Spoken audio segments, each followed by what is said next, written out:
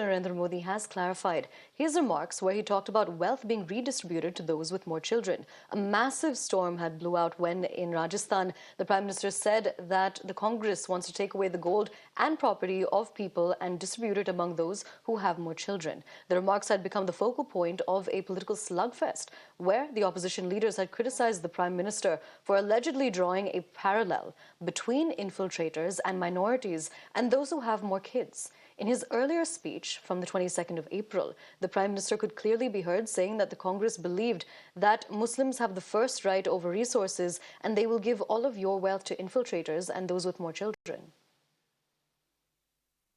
और पहले जब उनकी सरकार थी उन्होंने कहा था कि देश की संपत्ति पर पहला अधिकार मुसलमानों का है।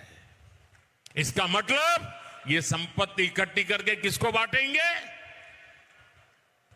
जिनके ज्यादा बच्चे हैं उनको बांटेंगे।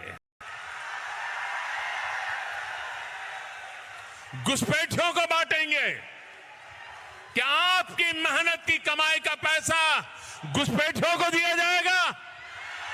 आपको मंजूर है ये कांग्रेस का मैनिफेस्टो कह रहा है कि वो माताओं बहनों का सोने का हिसाब करेंगे, उसकी जड़ती करेंगे, जानकारी लेंगे और फिर उस संपत्ति को बांट देंगे और उनको बांटेंगे जिनको मनमोहन सिंह जी की सरकार ने कहा था कि संपत्ति पर पहला अधिकार मुसलमानों का है।